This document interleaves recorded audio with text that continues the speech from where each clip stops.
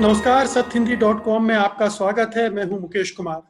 दोस्तों, corona virus के बारे में तरह तरह की जानकारियां आ रही हैं, तरह तरह के भ्रम हैं हम लोगों के बीच में, लेकिन कुछ नई रिसर्च भी आ रही हैं जो हमारी आंखें खोल देने वाली हैं। मसलन अभी Indian institute of public health Gandhinagar के ने एक रिसर्च की है जो ये बताती है कि किसी परिवार में अगर किसी को कोरोना हुआ है तो 80-90% चांसेस ये हैं कि बाकी सदस्यों को कोरोना ना हो। तो ये एक बहुत बड़ा मैं समझता हूं कि ऐसा तथ्य है जिसकी जानकारी हमें ये बताती है कि जो हम दूसरे उपाय कर रहे हैं सोशल डिस्टेंसिंग के, वो कितने महत्वपूर्ण हैं या नहीं हैं, या उनकी क्या भूमिका हो सकती है कोरोना से लड़ाई के मामले में। आज हमारे साथ Indian institute of public health के डायरेक्टर डॉक्टर दिलीप मावलंकर साहब हैं। उनका स्वागत करेंगे हम और उनसे इस पूरे रिसर्च के बारे में गहराई से जानने की कोशिश करेंगे कि जो कुछ भी घटित हो रहा है हमारे समय में कोरोना वायरस की वजह से, उसमें इस रिसर्च का क्या महत्व है और किस तरह से ये हमारे कोरोना से लड़ाई में काम आ सकता है। प्रोफेसर मावलंकर, आपका बहुत बहुत स्वागत है कार्यक्रम में। नमस्ते। नमस्ते। सबसे पहले तो ये बताइए कि ये जो रिसर्च है ये दरअसल है क्या? हमारे दर्शकों को बिल्कुल सरल भाषा में समझाइए कि आपने जो काम किया है वो क्या है, वो क्या कह रहा है। हाँ, मुकेश जी, ये जो रिसर्च है वो मैं और मेरी टीम ने किया था। उसमें खास मैं नाम लेना चाहूँगा, डॉक्टर दीपक सक्सेना हमारे प्रोफेसर हैं, और डॉक्टर कोमल शाह जो कि हमारे वहाँ प्रोफेसर हैं, उन्होंने भी, ये दोनों ने हमने मिलकर रिसर्च किया है। हम ये देखना चाह रहे थे कि ये जो नया वायरस है तो वो घर के अंदर कैसे फैलता है और कितना फैलता है। हम हर रोज सुनते हैं कि हम बाहर जाएं तो मास्क पहने, हाथ साफ करें, सोशल डिस्टेंसिंग मेंटेन करें, क्योंकि ये माना जा रहा है कि हम कहीं दुकान में जाएंगे तो वायरस लग जाएगा, कहीं सब्जी लेने जाएंगे तो वायरस लग जाएगा, कोई ऑफिस बैंक में जाएंगे तो उधर 5-10 मिनट में हमें वायरस लग सकता है हाथ पे, या हमारे श्वसन तंत्र में जा सकता है। तो ये प्रश्न ये भी उठता है कि जब हमारा घर में ही एक पेशेंट है तो उसमें से दूसरे लोगों को, कितने लोगों को ये वायरस लगता है। तो जिसको एपिडेमियोलॉजी यानी ये रोग फैलने का जो शास्त्र है उसमें बोलते हैं सेकेंडरी अटैक रेट, या सेकेंडरी केसेस बनने की उसकी रेट कितनी है जी।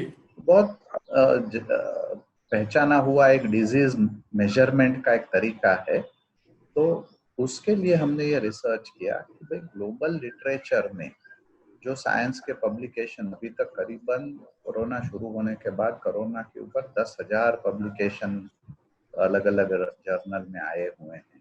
तो उसमें इतने कैसे हैं कि जिसमें कितने हैं कि जिसमें ये कोरोना का सेकेंडरी अटैक रेट यानी घर में फैलने की क्षमता कितनी है उसका मापन किया गया है। तो पूरे हमने उसमें आइडेंटिफाई किए 300 के प्लस पब्लिकेशन है कि जिसमें ये सेकेंडरी अटैक रेट की चर्चा है। तो उसमें एक साइंटिफिक पद्धति है जिसको सिस्टमैटिक रिव्यू बोलते हैं। हर एक पेपर का ठीक से रिव्यू करते हैं, और उसमें से जो चुनिंदा पेपर है जिसमें ये सेकेंडरी अटैक रेट की डिटेल दी है उसका फिर हम डिटेल अध्ययन किया। तो वैसे 13 पेपर निकले कि जिसमें सेकेंडरी अटैक रेट के डिटेल्स दिए हुए हैं, किसी एरिया के, किसी कंट्री के प्रोविंस के। वो 13 पेपर का हमने एक समरी बनाया जिसको सिस्टमैटिक रिव्यू बोलते हैं, और वो फिर पब्लिश हुआ क्वार्टरली जर्नल ऑफ मेडिसिन करके ऑक्सफोर्ड का एक जर्नल, उसमें अभी रिसेंटली वो पब्लिश हुआ है। तो ये उसकी बैकग्राउंड है। जी, तो मैं अपने दर्शकों को समझा दूं कि कोरोना के मामले में करीब 10,000 पेपर पब्लिश हुए हैं, जिसमें से 300 ऐसे हैं जो सेकेंडरी अटैक रेट के बारे में बात करते हैं, मतलब एक को हुआ है और उनसे फिर दूसरों को होने वाला है तो ये सेकेंडरी अटैक हुआ। और फिर उसमें से केवल 13 रिसर्च पेपर ऐसे हैं क्योंकि परिवार के अंदर कैसे वो फैलता है या नहीं फैलता है इसके बारे में है। तो हाँ, मावलंकर साहब ने जो अध्ययन किया है इस जो रिसर्च पेपर उनके उन पर आधारित है वो, और वो पब्लिश भी हो चुका है इंटरनेशनल जर्नल में, अब उस पर चर्चा भी हो रही है। लेकिन क्या मावलंकर साहब, आपने क्या कुछ फील्ड रिसर्च भी किया है इसको और ज्यादा सर्टेन करने के लिए? इसमें हमने अभी फील्ड रिसर्च कर रहे हैं। हमने गुजरात गवर्नमेंट से परमिशन लिया है और उन्होंने हमें गांधीनगर डिस्ट्रिक्ट का डेटा मुहैया करवाया है।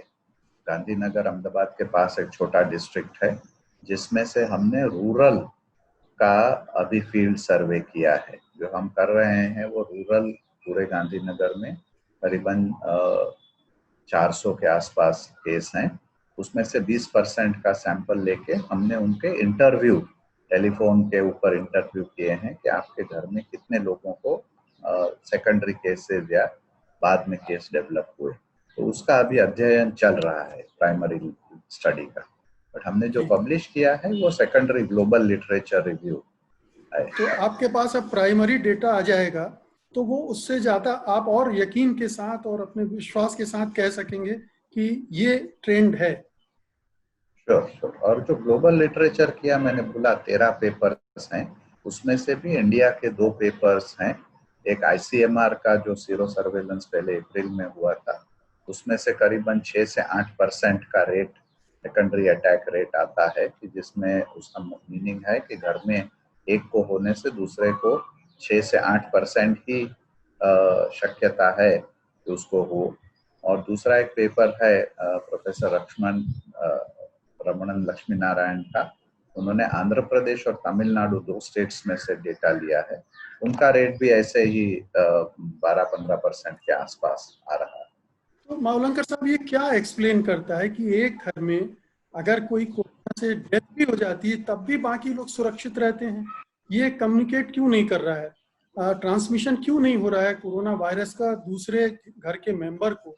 क्या उनके अंदर इम्यूनिटी डेवलप हो गई है, या उन पर कुछ ऐसे लोग हैं जिन पर ये कोरोना वायरस असर ही नहीं करता है? क्या इसको किस तरह से देखा जाए? आपने जो बोला वो दोनों पॉसिबिलिटीज हैं। इसका डिटेल स्टडी होना जरूरी है। पहले मैं ये बता दूं कि हमारा जो ग्लोबल लिटरेचर रिव्यू किया, उसका मेन रिजल्ट ये है कि 5 से 50% फैमिली के मेंबर्स में ये जाता है, ऐसे ग्लोबल लिटरेचर बता रहा है। जो 50% का स्टडी है वो चाइना से 300 लोगों का स्टडी किया था उन्होंने, उसके हिसाब से है। एक स्टडी इंग्लैंड से भी है जो 35% बता रहा है। बाकी कुछ स्टडीज में 5% तक भी कम आया हुआ है। बट काफी स्टडीज ऐसे हैं कि 10 से 20% के बीच वो बताते हैं। तो अभी बाकी के जो 80 से 90% लोग रहे हैं उनको क्यों नहीं हो रहा, ये बड़ा महत्व का प्रश्न है। क्योंकि जब किसी को कोरोना होता है तो पहले तो तुरंत तो पता नहीं लगता, टेस्ट किया नहीं होता, तो पहले उसको खांसी सर्दी आती है, उसको बुखार आता है, 1-2 दिन अपने घर की दवाई लेके देखता है आदमी। उसके बाद नहीं मिटने पर वो बाजार से दवाई लाता है या तो लोकल डॉक्टर को दिखाता है, लोकल डॉक्टर उसको 2-3 दिन दवाई देता है। उसके बाद नहीं मिटने पर वो कोई बड़े हॉस्पिटल में जाता है, 4-5-6 दिन दवाई ली, फिर अच्छा नहीं हुआ तो वो टेस्ट करवाने जाएगा और उसके बाद वो टेस्ट पॉजिटिव आता है। तो ऑलरेडी उसको 4-5 दिन तो वो घर में बुखार के साथ और खांसी के साथ रहता है, फिर भी 24 घंटे उसके साथ जो रहते हैं उनको ये रोग क्यों नहीं होता है? बहुत बड़ा इंटरेस्टिंग और इम्पोर्टेंट प्रश्न है जी हमारा ये। जी उसका मीनिंग है कि 2 पॉसिबिलिटी है। एक तो ये जो घर वाले हैं सब, वो उनके पास कोई प्रकार का रेजिस्टेंस है ये डिजीज के लिए। ये डिजीज नया जरूर है, वायरस नया है, बट उसी फैमिली के दूसरे वायरसेस अपने सोसाइटी में घूमते रहते हैं, खांसी सर्दी करते रहते हैं, तो उससे क्रॉस इम्यूनिटी जिसको बोलते हैं वो हो सकता है, उससे उनको प्रोटेक्शन मिलता है। जी। दूसरा ये भी क्या होता है कई लोगों को ऐसे इनेट इम्यूनिटी होती है कि जिससे रोग उनको कम पड़ता है। आपने देखा होगा कई बूढ़े हो गए, 90 साल तक उनको कोई खांसी सर्दी भी नहीं हुई पूरे 90 साल में, उसका क्या मतलब है कि भाई उसके आसपास खांसी सर्दी के रोग के जंतु आए नहीं, ऐसे नहीं है, पर उनका शरीर इतना अच्छा है कि उसको नहीं हो पाई। तो वो एक होता है। तीसरा ये भी होता है कि काफी लोगों को माइल्ड बुखार जैसा आए या एसिम्प्टोमेटिक इन्फेक्शन हो और उसका पूरा ठीक हो जाए और उनको पता भी न चले कि भाई उनको इन्फेक्शन हुआ है। तो ये तीनों कारणों से ये रिजल्ट आ सकता है। अच्छा, कुछ ये बताइए कि पति को होता है तो पत्नी को हो सकता है क्या? कुछ ऐसे भी हैं भाई दोनों एक साथ सोते हैं, तो इनमें तो सबसे ज्यादा नजदीकी होती है, कोई सोशल डिस्टेंसिंग का मामला यहाँ बनता ही नहीं है। ऐसे में यहाँ क्या रेशियो है, या बच्चों और बूढ़ों में, एडल्ट और बुजुर्गों में, इसमें क्या, किस तरह के ट्रांसमिशन के चांसेस बनते हैं? तो स्टडी हमने किया है, ग्लोबल लिटरेचर रिव्यू, उसमें कुछ पेपर ये भी दिखाते हैं कि एज वाइज या तो पति पत्नी के बीच कितना रोग का ट्रांसमिशन होता है। तो जो पति पत्नी के बीच करीबन 50% पति पत्नी को ये रोग होता है, बाकी के 50% में नहीं होता है। वो भी एक ताजुब की बात है, बिल्कुल इतने करीब रहने के बाद भी 50% पति पत्नी ऐसे होते हैं कि जिसको एक से दूसरे को रोग न होने का चांस रहता है। जो बूढ़ों की बात है उसमें भी आमतौर से अगर हम समझें कि 10% को होता है तो उनमें 20 से 30% में हो सकता है। ये नहीं है कि सब बूढ़ों को या सब कोई भी कोमॉर्बिडिटी या किसको रोग है तो सबको हो जाएगा। उनको भी होने की शक्यता ज्यादा है, बट सबको नहीं होता। बच्चों में इसकी शक्यता सबसे कम है, 5% के आसपास जो बच्चे हैं उनको ये होने की शक्यता भी।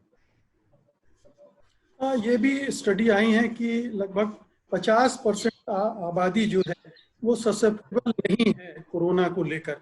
तो क्या ये माना जाए कि हमारी 50% आबादी को तो कोरोना होगा ही नहीं, बाकी 50% आबादी को होगा, और उनमें भी इस तरह से अगर देखेंगे तो बहुत कम लोगों को कोरोना का संक्रमण हो सकता है? ये तो बिल्कुल दिख रहा है। डॉक्टर कार्ल फ्रीस्टन करके यूनिवर्सिटी कॉलेज लंदन के प्रोफेसर हैं, न्यूरो साइंटिस्ट, बड़े जाने माने हैं। वो काफ़ी मैथमेटिकल मॉडलिंग करते हैं। उन्होंने यूरोपियन कंट्रीज का मॉडलिंग करके ऐसे निकाला है कि करीबन 50% लोग ऐसे हैं कि जो उनको ये इनेट रेजिस्टेंस ऑफ डिजीज या तो नॉट ससेप्टिबल ऐसे हैं, या तो वैसे भी लोग होते हैं समाज में कोई एक दूसरे से मिलते जुलते नहीं है, इसलिए वो रोग से दूर रह सकते हैं।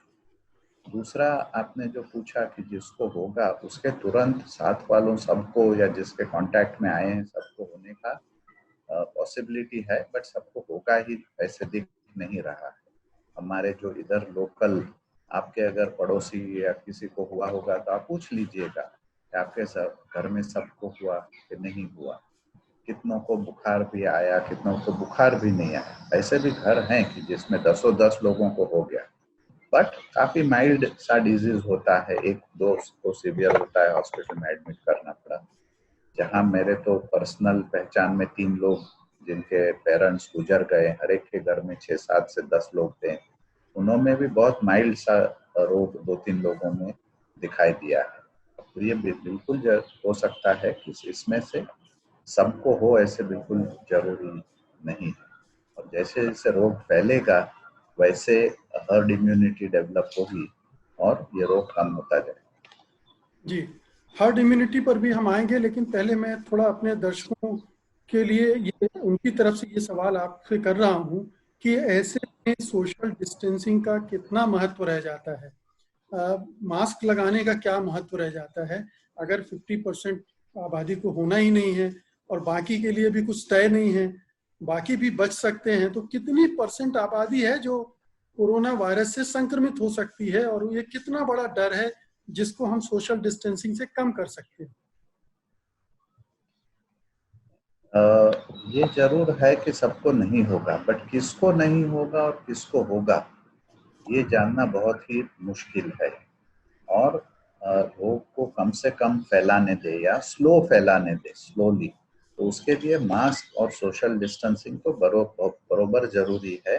दूसरा ये भी जरूरी है कि अगर आप बाहर घर से निकलते हैं और आपके घर में कोई बूढ़े बुजुर्ग कोई है तो आप घर में भी सोशल डिस्टेंसिंग का थोड़ा उपयोग कीजिए। अगर घर में आपको खांसी उधरस हुआ है तो कोरोना भी नहीं अगर डायग्नोज हुआ है तो भी उसका सोशल डिस्टेंसिंग घर में रखिए, घर में मास्क पहन के रहिए। तो घर के अंदर ये जो बीमारी फैलती है, क्योंकि ये पेपर ये भी दिखाया हमने जो लिटरेचर रिव्यू किया कि जिनको बहुत जल्दी से आइसोलेट कर लिया गया, इसका डिजीज बहुत जल्दी से टेस्ट करके डिटेक्ट हुआ, तो उनके घर में वो कम फैला है। तो वो भी है कि घर में फैलना भी हम रोक सकते हैं सोशल डिस्टेंसिंग, मास्क, आइसोलेशन वगैरह से। जहाँ खांसी का निशान दिख रहे हो, बुखार दिख रहा हो किसी को, क्योंकि जितने लोग बाहर जाएंगे घर से तो उनको ये रोग लगने की पूरी शक्यता है। आपने देखा है मिनिस्टर्स भी उसमें से बचे नहीं हैं, इवन चीफ मिनिस्टर भी उसमें से बचे नहीं हैं। तो ये रोग तो बहुत तेजी से फैलता है और कहीं कहीं भी पहुंच सकता है। बट कौन इम्यून है, कौन रेजिस्टेंट है, वो जानना बहुत मुश्किल है। इसलिए सोशल डिस्टेंसिंग, मास्क, हाथ सैनिटेशन वगैरह सब करना बहुत ही जरूरी है। जी, अभी आपने हर्ड इम्यूनिटी की बात की। दिल्ली में दिख रहा है कि केसेस अब कम हो रहे हैं, धारावी में कम हुए हैं। तो क्या ये हर्ड इम्यूनिटी क्या यहाँ बन चुकी है, वो काम करने लगी है? ये प्रोसेस क्या होगी अगर जो आंकड़े आपने बताए हैं कि 50% आबादी को नहीं होगा, इतने परसेंट आबादी को हो सकता है लेकिन ज़रूरी नहीं है, और हाउस होल्ड की एक अलग आपने 80 to 90% की बताई कि उनको नहीं होता है, तो फिर इस स्थिति में हर्ड इम्यूनिटी कैसे डेवलप होती है और काम करती है?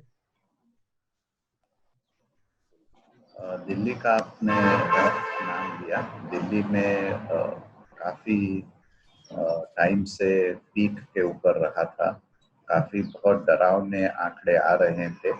बट अभी आप देखो तो करीबन 4000 केस जो दिल्ली में हो रहे थे उसमें से 1200 केस तक पहुंच गए। तो वो ग्राफ नीचे दिल्ली में आ रहा है। उसके साथ ही NCDC, national centre for disease control, उन्होंने जो सीरो सर्वेलेंस या ब्लड में कितने में एंटीबॉडी है उनका सर्वे किया, उसमें पाया गया कि करीबन 23-24% दिल्ली वासियों में ये संक्रमण हो गया है। तो अगर आप ऐसे ये कार्ल फ्रीस्टन की थियरी लेते हैं कि 50%, और ये भारत में भी अगर लागू होती है 50% लोगों को होगा नहीं और बाकी के 25% को हो गया है, तो ऑलरेडी हम 75% के आसपास पहुंच रहे हैं ऐसे लग रहा है। ये सब थियरी बेस्ड और कंजेक्चर बेस्ड है। उसका detail study ward by ward, मुझे तो ये कहना है कि हर एक जो इम्यूनिटी डेवलप होती है उसका ट्रांसमिशन हमने अहमदाबाद में देखा है। जो वार्ड में सबसे ज्यादा इम्यूनिटी पाई गई वो सबसे ज्यादा अफेक्टेड वार्ड पहले हुए थे अप्रैल में, वहाँ सबसे ज्यादा, और जहाँ सबसे कम केसेस हुए हैं तो उधर इम्यूनिटी भी सबसे कम है। तो वो वार्ड बाय वार्ड उसका एनालिसिस करना चाहिए कि किस वार्ड में कितने लोगों को हुआ और उसके सामने इम्यूनिटी का क्या लेवल है। जरूर मुझे तो लग रहा है कि धारावी की आपने बात कही, अहमदाबाद में सीरो सर्वेलेंस अभी हुआ 17-18% एवरेज आ रहा है, जिसमें जो सेंट्रल अहमदाबाद, जो पुराना अहमदाबाद था, जो बहुत डेंस पॉपुलेशन है, तो उसमें ऑलरेडी 28% में सीरो सर्वेलेंस में इम्यूनिटी पाई गई है। तो ये जरूर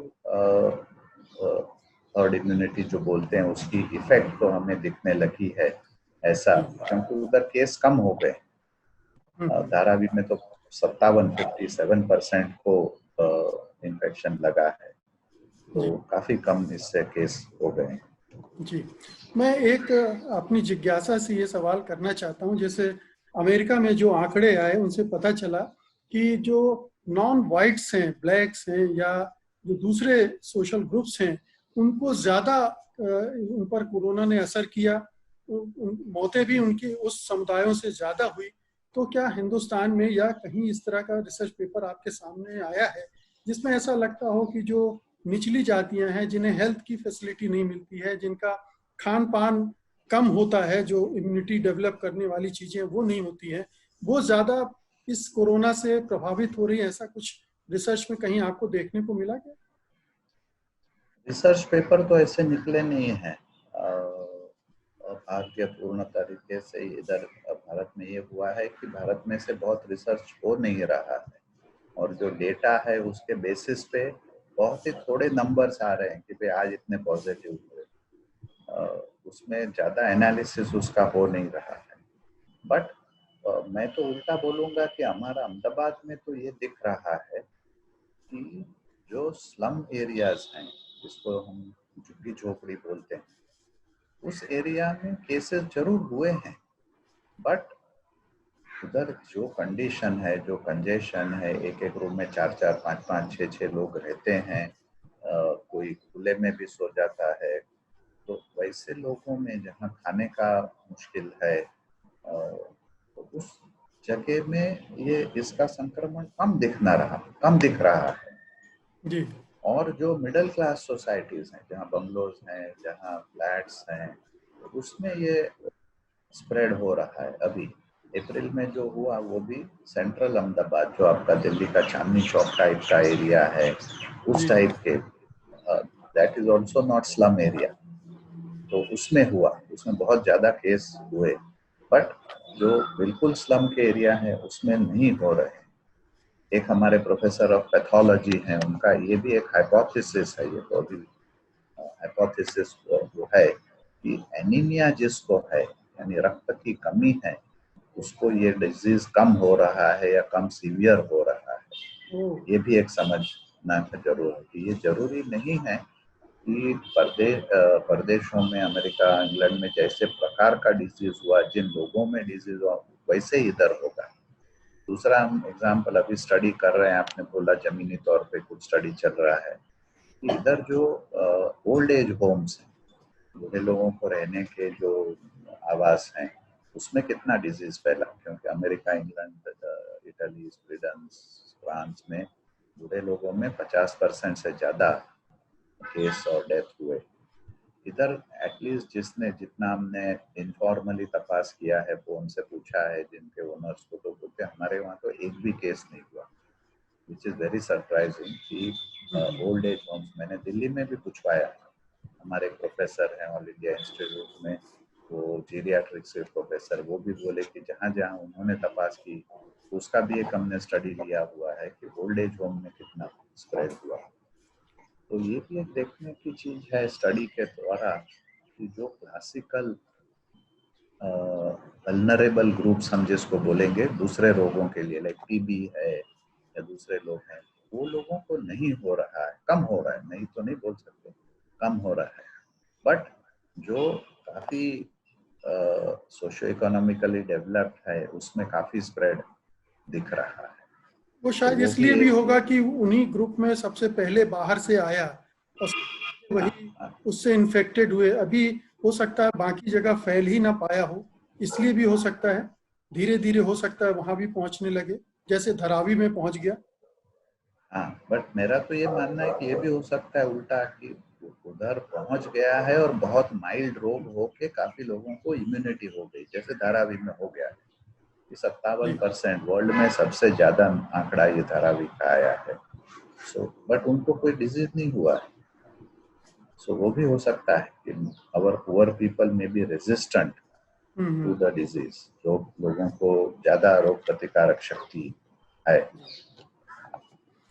तो आखिरी में मावलंकर साहब ये बताइए कि ये जो रिसर्च हो रही है वो कितनी मतलब आपको क्या लगता है अभी बहुत ज्यादा काम करने की जरूरत है, क्योंकि ये बहुत ही बेसिक किस्म की रिसर्च भी लग रही है। आपने बताया केवल 13 पेपर हैं फैमिली हाउस होल्ड के मामले में, और बाकी चीजों के मामले में भी रिसर्च हमारे यहाँ तो लगभग होता ही नहीं है, बहुत कम होता है हिंदुस्तान में। रिसर्च के मामले में तो हम बहुत फिसड्डी हैं। तो आपको क्या लगता है ठीक ठीक समझने के लिए इस वायरस को और इसके स्प्रेड को, ट्रांसमिशन को, अभी हमें बहुत काम करने की जरूरत है?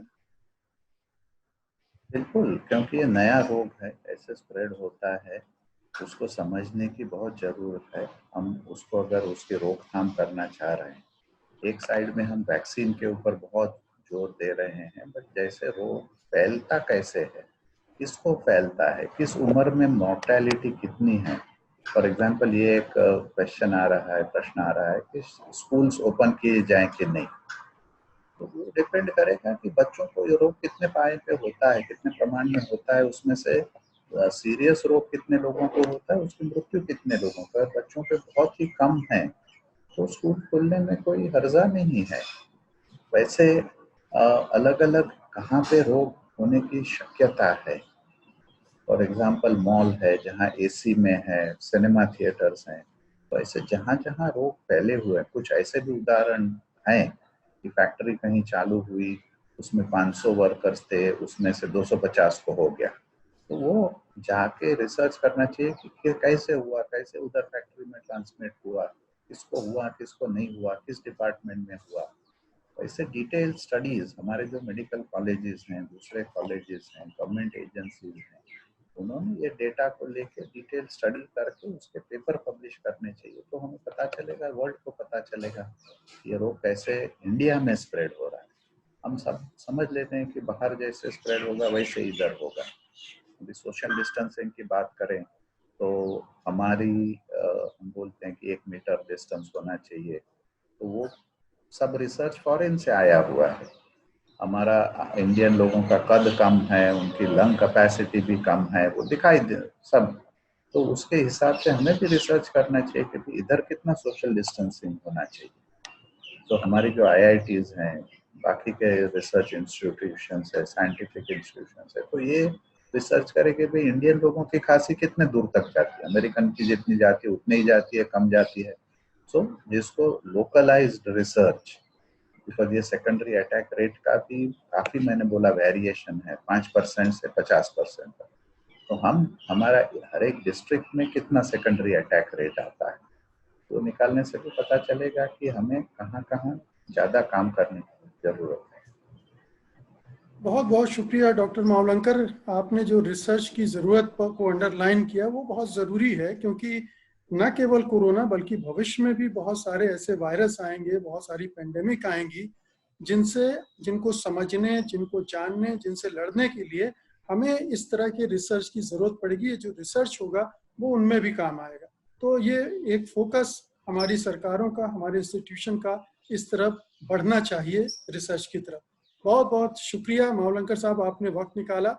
उम्मीद है कि आपसे अभी और बीच बीच में बात होती रहेगी, जैसे जैसे ये कोरोना से हमारी लड़ाई आगे बढ़ेगी और आगे उसके बहुत तरह के एस्पेक्ट हमारे सामने आएंगे। बहुत बहुत धन्यवाद आपका, आपने वक्त निकाला। नमस्ते, नमस्ते, थैंक यू, आभार, आभार, नमस्कार। सत्य हिंदी के और वीडियोस को देखने के लिए हमारे YouTube चैनल को सब्सक्राइब करें और सीधे नोटिफिकेशन पाने के लिए बेल आइकन दबाएं।